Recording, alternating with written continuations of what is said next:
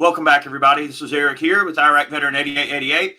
We got some more 2A news for you. Now, this isn't exactly news, but I do want to elaborate a little bit on this brace situation. Lots of folks have been asking me questions and everything like that.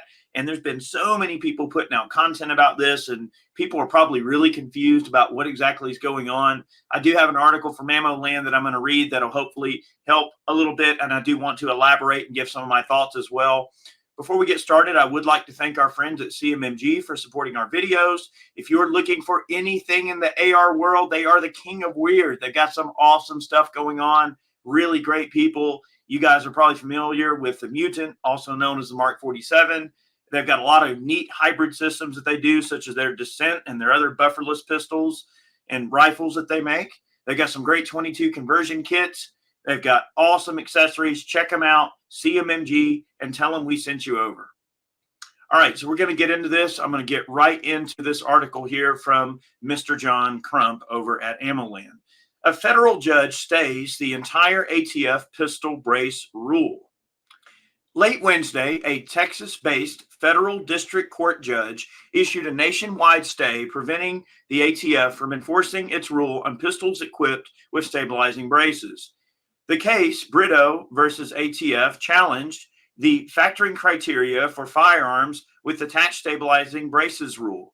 The ATF created the regulation after an executive order by President Joe Biden directing the Bureau to deal with pistol braces. The ATF would reverse years of classification letters and revoke previous determinations issued to brace manufacturers. The Brito case challenged the rule, claiming the ATF pistol brace rule violated the Administrative Procedures Act. The plaintiffs felt the final rule wasn't a logical outgrowth of the proposed rule. The proposed rule had a point system that helped individuals determine if their firearm would be considered a brace pistol or an SBR. Most of the comments during the public comment period addressed concerns with the form. When the final rule was unveiled, the point system was removed. The ATF considered all brace pistols on the market to be SBRs and subject to the National Firearms Act of 34. Gun owners had four choices. The first choice was registering their firearm with the ATF per NFA regulations. The second choice is for gun owners to replace the barrel with a barrel over 16 inches. The third choice is that the gun owner could opt to remove the brace and render it non-reusable, effectively destroying the brace. The final choice was for the gun owner to turn in the firearm into the ATF. Many in the gun world saw this as a forced confiscation by a hostile anti-gun government agency. Firearms are not cheap, meaning that gun owners might be out several hundred to several $1,000s. If the gun owner chose not to make any of these choices and the ATF caught them, they could be charged with a felony punishable by 10 years in prison. This punishment is the same as owning an unregistered machine gun. Several factors must be met for a plaintiff to obtain an injunction. The first is the likelihood to succeed on the merits of the case. District Court Judge Matthew Kacsmaryk of the Northern District of Texas, Amarillo Division, ruled the plaintiffs had a high likelihood of success. The judge leaned heavily on the Mock v. Garland ruling. In that case, FPC claimed that the ATF overstepped the boundaries set by the APA. The Fifth Circuit Court of Appeals agreed with the plaintiffs in the case. Judge Kacsmaryk referenced that decision in determining the likelihood of success by the plaintiffs in Brito. He came to the same conclusion as the Fifth Circuit. Given the Fifth Circuit's holdings, this court recognizes that the rule was not a logical outgrowth of the proposed rule and must be set aside as unlawful. That holding alone establishes that plaintiffs have demonstrated an actual success on the merits of their APA challenge to the rule, the decision read. The second factor is whether the plaintiffs would suffer irreparable harm without an injunction. Gabriel Tauscher, one of the plaintiffs and a Marine, has a partially paralyzed arm due to combat injury. The creation of the original stabilizing brace aimed to assist a veteran who suffered an injury in combat. Much like that vet, Mr. Tauscher couldn't shoot his AR pistol without the help of a stabilizing brace. Other gun owners would also suffer harm because the rule doesn't have a grandfather clause. The judge quoted the judge in the GOA case challenging the rule. Under the Fifth Circuit, or I'm sorry, under the final rule, compliance will almost always come at a cost.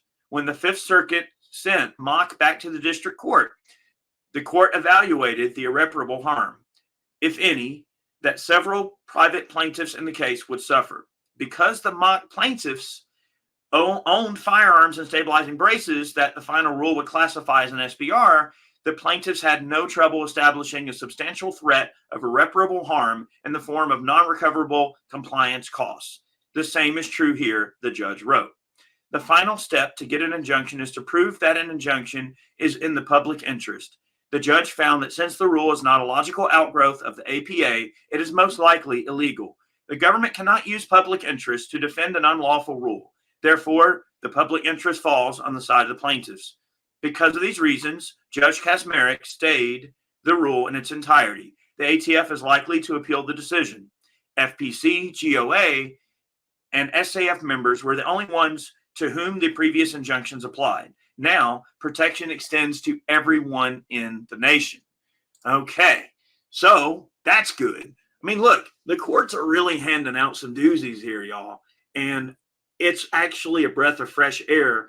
You know, when we feel like an entire subset of society has literally had the boot on their neck for years, it seems, you know, wanting to be Christian, conservative, gun owner, whatever the case may be, like, you know, that kind of quasi, let's just say, traditional look on what you think a conservative person is. That's not exactly the truth anymore, right? Like, gun owners represent you know, many different facets of society, many different people from many different backgrounds, many different political persuasions, many different ethnic persuasions and economical persuasions and religious persuasions. So, you know, the Second Amendment, I think what we're beginning to see is it is beginning to be treated like the first-rate right that it is. There's been, you know, many situations in the past where it is literally takes a lot of work to get a gun-related case all the way to the Supreme Court. Yeah, probably going to fight this even more. That's fine. They can. But this circuit ruling, you know, this lower court ruling is still an awesome step in the right direction because it protects people immediately. Braces are back on the menu. Okay. Pretty much everything that was in place before is in place now. So, you know, all the brace pistols that were out there are good to go. Many FFLs and different companies have begun selling brace pistols again. Okay. So this whole thing was a giant fiasco to begin with. I mean, I knew looking at it in the very beginning that this was, you know, going to fall flat on its face. And I think that if we're really being honest with ourselves, even the ATF themselves knew that this was going to fall flat on its face right in the very beginning. They simply didn't care. They have always treated their rulemaking process as de facto law. And what Bruen sets forth as a very important standard from the Supreme Court is that you simply can't just make a rule appear out of thin air. You know, you've got to have the substance to back it up. And Bruen provides a very difficult standard for them to overcome. You know, they have to prove that there's some historical context all the way back to 1791 as to whether or not their gun control is even valid. And even if it's passed through Congress and gone through the normal functions of Congress anyway. So a rule change definitely it should receive the highest amount of scrutiny possible, especially when it comes down with just the power of the pen. Now, let's not be unfair here, okay? I know elections are coming up and everything like that. I mean, look what Trump did. Trump used the power of the pen to ban bump stocks. Now we see that situation's it's going our way in the you know, in the courts, right? It is going our way, but again, I've tried to tell people many times that the power of the pen would be abused for anti-gun purposes in the future. And sure enough, Biden took that particular type of process and ran with it, right? He's done many things, right? We got the frame and receiver rule that's still being fought out right now, which it looks like it's going our way as well. And of course, the brace rule, bump stock ban, and all these sorts of things. So it's a scary situation that we're in, but believe it or not, you know, we are winning, okay? Don't let all this stuff get to you, right? You know, keep your wits about you. Be smart about it. I mean, look, if you own a brace pistol, cool. Own your brace pistol. Do your thing. Go buy a brace pistol, whatever you need to do, right? Before the political winds fill the sails of some other, person in this situation, you might want to go ahead and partake of that type of a gun if that's something you want to get. So it's good news, right? I know that a lot of folks have talked about it, and a lot of folks have mentioned this, and this is not necessarily news, but I wanted to elaborate on it a little bit and kind of use my platform to put this information out so some of you know what's going on. I mean, you should know what's going on by now, but I wanted to kind of throw my 2 cents in and everything like that. And look, before I let you go for the day, I've just had a lot of heavy stuff going on in my life that I'm unpacking, lots of difficult things going on. And I'm sorting out a lot of things on the back end, and I'm working very hard to try to get the content back going for you in the way that I want it to. More gun reviews, more redneck science, more armor tests. You know me, okay? More gunsmithing, more reloading, top 5 guns. There's a lot of awesome projects on the table that I am overdue to complete, and I appreciate your patience while I go through this period of my life right now, and a lot of things that I'm unpacking and dealing with. And again, I appreciate all of you who have supported me over the years and who continue to support my efforts here on the channel. And just know that I'm always going to be here. I'm always going to be plugging away at this content as long as y'all will have me. And I've got a lot of great content on the way, more meltdowns.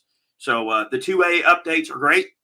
This is a great way for me to use my platform to get information out there that is pertinent to you, the viewer, you, the gun owner, or the potential gun owner, right?